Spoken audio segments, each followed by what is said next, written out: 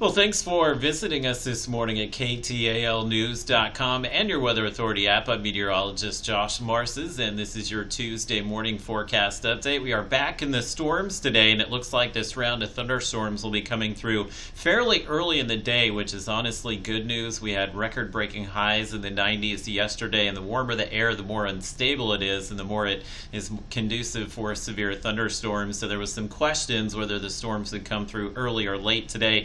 Looks like it will be early, so be prepared for some storms early this morning. A few of those could linger into the afternoon, but the main risk is going to be wind today. We can't rule out some hail as well, and so just some localized flooding depending on where the stronger storms set up. But the atmospheric setup for us today is such that we're in that level 2 slight risk, which means scattered severe weather will be possible. And it looks like this cluster of storms will be rolling out of the Dallas area shortly, so really watching over here towards Rusk, Upshur, Gregg, Camp counties, and maybe down towards Shelby County as well. It does look like where the strongest storms are poised to move through early this morning. So you can see right along the Red River there that we have this large cluster of storms. It's about to move into the Dallas area. This is all going to continue to the southeast, so most of us will see rain at some point this morning, but the stronger storms I think going to stay confined over here in Texas, and maybe a few of those spilling into Louisiana. But again, the early day arrival of the storms is honestly a good thing for us. So look at your Robins Toyota Futurecast. It is running.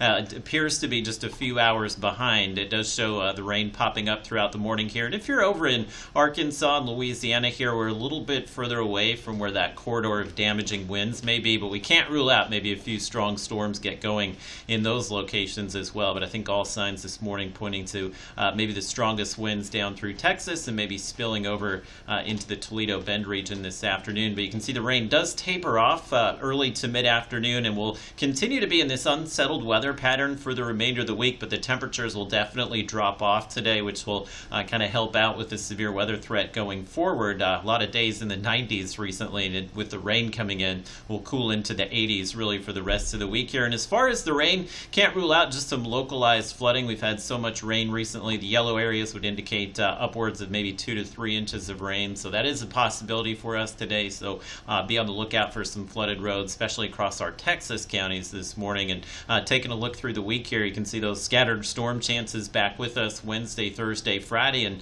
will spill into the weekend as well. And given the temperatures will likely be in the low to mid 80s here, and the humidity will be slightly lower, we won't have the widespread severe weather chances, but there may be just kind of that isolated threat to see some wind and hail each day through the upcoming weekend. So it'll just kind of be a day-by-day basis as far as forecasting the severe weather threats here through the end of the week. And your temperatures this morning in the 60s and 70s, I think with the rain coming through early, should be comfortable for most of the morning from a temperature standpoint, but after the rain blows through here, may rebound and wind up in the 80s, and potentially a few locations in the low 90s, but no record-breaking heat for us today. And there's the temperatures dropping off, likely low to mid 80s for the remainder of the week. We'll see these scattered showers and storms come through every few hours, basically during the day, and some of that rain will possibly carry into the overnight hours as well, and we'll just keep those rain chances fairly high through the weekend. It does look drier and warmer as we head into next week, maybe back to about 90 degrees by next Monday or Tuesday.